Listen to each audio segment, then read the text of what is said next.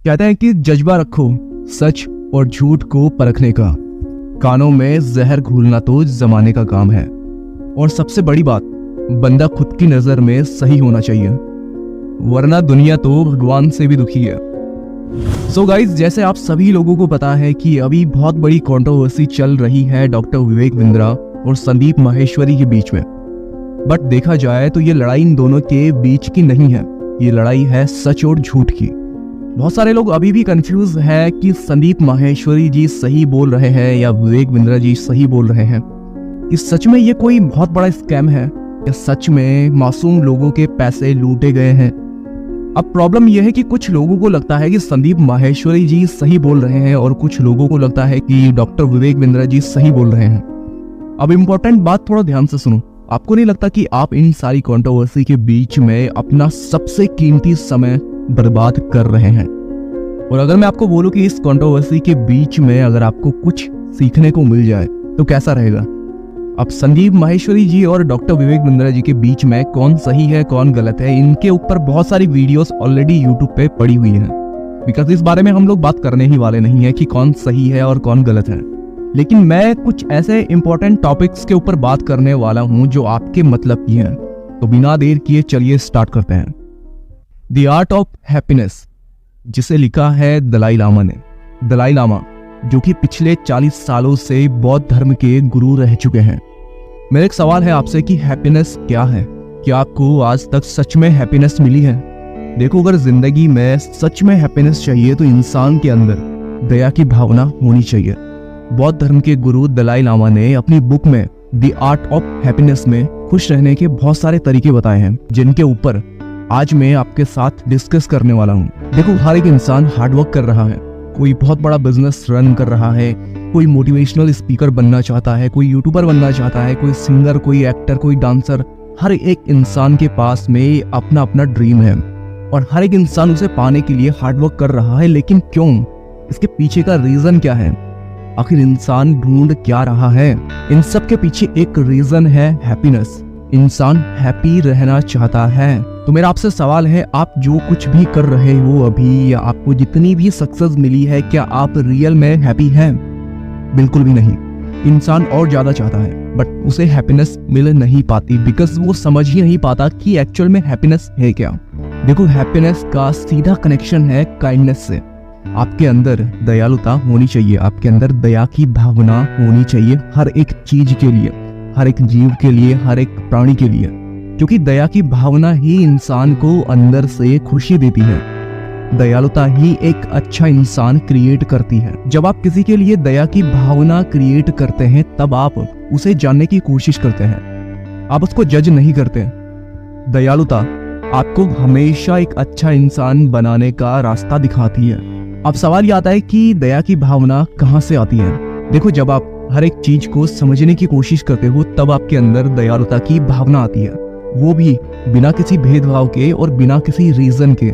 जब आप इस थॉट के साथ किसी से कनेक्ट होते हो तब आप अपने लिए एक खुशहाल जिंदगी ढूंढ लेते हो। देखो, ये दुनिया बहुत बड़ी है और इस दुनिया में जितने भी लोग हैं सबके सोचने का तरीका अलग अलग है। कोई इंसान सोच रहा है कि डॉक्टर विवेक बिंद्रा बिल्कुल सही है, तो कोई इंसान सोच रहा है कि संदीप माहेश्वरी बिल्कुल सही है। कुछ लोगों को लगता है कि ये बहुत बड़ा स्कैम किया गया है और कुछ लोगों को लगता है ये कुछ भी स्कैम नहीं है। आज भी विवेक बिंद्रा कुछ लोगों के लिए आइडल है और कुछ लोगों के लिए एक दुश्मन बन चुके हैं। सबके सोचने का तरीका अलग है, बट इस कंट्रोवर्सी के बीच में ये जरूरी नहीं है कि हमारी सोच हर एक इंसान से मिल जाए। देखो, आपके बिहेवियर से ही आपकी पहचान बनती है। जब आप अपनी सोच से अलग लोगों से मिलते हो तब आपको नई नई चीजें सीखने को मिलती हैं। साथ ही आपको ये दुनिया दूसरों के नजरिए से भी देखने को मिलेगा। अब इस कंट्रोवर्सी में कौन सही है कौन गलत है ये हम अपने नजरिए से नहीं देख रहे हैं। हमें जो दिखाया जा रहा है हम उसी के ऊपर बिलीव कर रहे हैं, राइट? देखो, गलती तो भगवान से भी हो जाती है, लेकिन हम तो फिर भी इंसान हैं। तो आपको भी इस कंट्रोवर्सी को लेकर गुस्सा आ रहा है तो आपको अपने अंदर दया की भावना लानी चाहिए, क्योंकि जिंदगी में अच्छा और बुरा होता ही नहीं है, ये सिर्फ हमारे देखने का नजरिया होता है। अब आपके नजरिए से डॉक्टर विवेक बिंद्रा गलत हो सकते हैं, लेकिन किसी और के नजरिए से तो सही हो सकते हैं। अब ऐसी कंडीशन में किसी इंसान को जज करने से अच्छा ये है कि हम ये एक्सेप्ट कर ले कि वो इंसान अपनी जगह सही है और हम अपनी जगह सही हैं। अगर आपके अंदर ये थॉट रहेगा तो आपके आसपास भी सारे लोग हैप्पी रहेंगे। अब नेक्स्ट सबसे इंपॉर्टेंट पॉइंट है रिलेशन। रिश्तों को कभी भी जरूरतों के हिसाब से नहीं निभाया जाता। एक अच्छा रिलेशन तभी क्रिएट हो पाता है जब आप अपनी जरूरतें अलग रख लेते हो। देखो, रिलेशन से इंसान की लाइफ में फिजिकली और मेंटली बहुत बड़ा असर पड़ता है। एक अच्छा और स्ट्रॉन्ग रिलेशन आपके अंदर पॉजिटिविटी क्रिएट करता है, और कोई भी रिलेशन तभी स्ट्रॉन्ग हो पाता है जब आपके रिलेशन में ऑनेस्टी हो, ईमानदारी हो। जब आप अपने मोटिव के लिए किसी के साथ रिलेशन बनाते हो, फिर चाहे वो फिजिकली सेटिस्फेक्शन के लिए क्यों ना हो, ऐसे रिलेशन में कभी हैप्पीनेस नहीं होती। उल्टा आप ऐसे रिलेशन से भागने की कोशिश करते हो। देखो, एक स्ट्रॉन्ग रिलेशन आपकी सक्सेस का रास्ता भी खोल सकती है, हालांकि इसे निभाना थोड़ा कठिन होता है। दलाई लामा ने खुद ऐसे कनेक्शंस बना के दिखाए हैं कि हैप्पीनेस के जरिए हम अपने आसपास के लोगों के साथ में कभी भी एक अच्छा कनेक्शन बना सकते हैं। देखो, अगर रिलेशन में प्रॉब्लम्स चल रही हैं तो सबसे पहले उसके रूट्स को पकड़ना बहुत जरूरी है।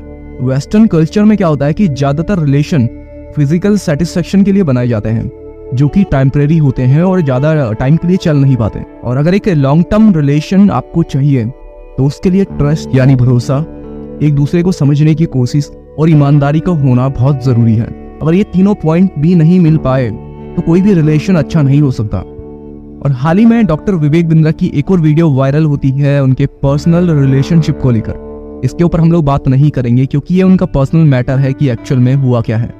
तो अगर आप एक अच्छा रिलेशन क्रिएट करना सीख गए हैं तो बात करते हैं नेक्स्ट टॉपिक के ऊपर। देखो, बहुत सारे लोगों को लगता है कि मन में सुख और शांति पाने के लिए इंसान को धार्मिक होने की जरूरत है, लेकिन ऐसा बिल्कुल नहीं है। मन में सुख और शांति को पाने के लिए आपको स्पिरिचुअलिटी को जानना बहुत जरूरी है। और ध्यान रहे कि धार्मिक इंसान कभी भी स्पिरिचुअल नहीं हो सकता।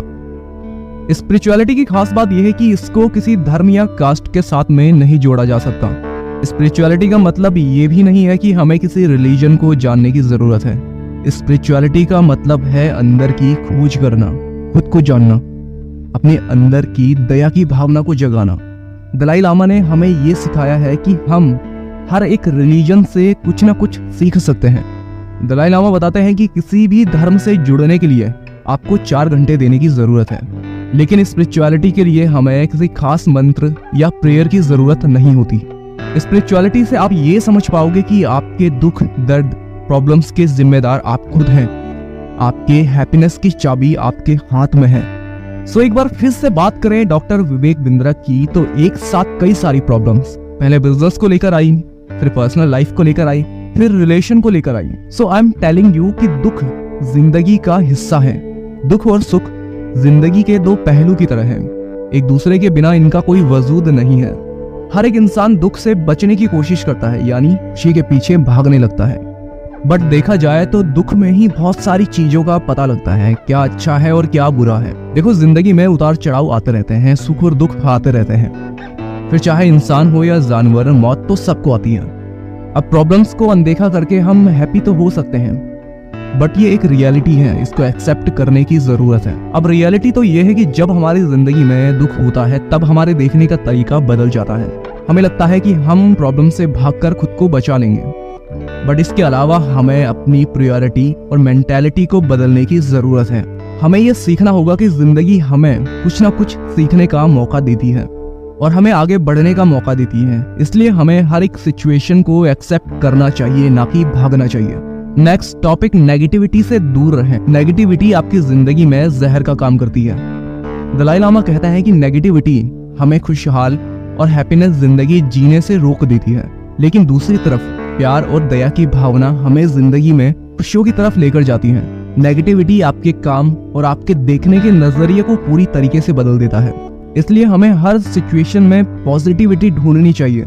आमतौर पर जो लोग नेगेटिविटी से भरे होते हैं उनके सोचने का तरीका भी बहुत गलत होता है। उनके थॉट्स हमेशा नेगेटिव बातों पर ही अटके होते हैं। ऐसे लोगों को उनकी जिंदगी में पॉजिटिविटी कभी नहीं दिखाई देती। जैसे किसी काम को करते हुए उन्हें प्रॉब्लम्स आ रही हैं तो उनका फोकस बार बार प्रॉब्लम पे जाता है, ना कि सॉल्यूशन पे।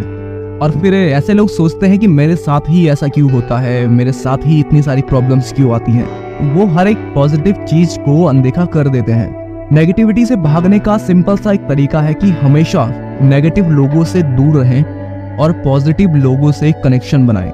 जैसा कि आप हमारे चैनल को भी सब्सक्राइब कर सकते हैं।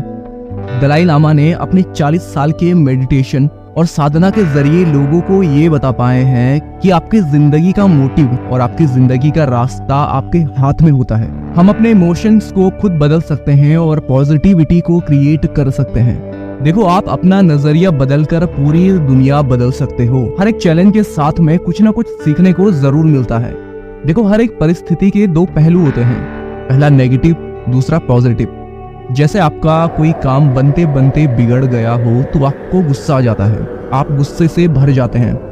लेकिन अगर आप ये सोचें कि ये काम आपके लिए बना ही नहीं है, इससे अच्छी अपॉर्चुनिटी आपका इंतजार कर रही है, तो इस थॉट से मुश्किल समय में भी आप खुद को मोटिवेट कर सकते हैं और अपनी सोच बदल सकते हैं। अपनी हालात को देखने का नजरिया बदलकर आप और भी स्ट्रांग बन सकते हो। लास्ट और सबसे इंपॉर्टेंट पॉइंट कि धैर्य रखकर आप कुछ भी हासिल कर सकते हैं। यानी पेशेंस लाइफ में बहुत इंपॉर्टेंट है और आप सब कुछ अचीव कर सकते हैं। गुस्सा करना, नफरत करना, ये हमारी जिंदगी में कांटे की तरह काम करता है और ऐसी फीलिंग्स आपकी जिंदगी में सबसे बड़ा चैलेंज बन जाती है और फिर आपके मन की शांति खत्म हो जाती है। फिर आप राइट डिसीजन भी नहीं ले पाते हो और आगे चलकर गलत कदम उठा लेते हो और फिर हालात और खराब हो जाते हैं। इससे आपकी हेल्थ पर भी बहुत बुरा असर पड़ता है।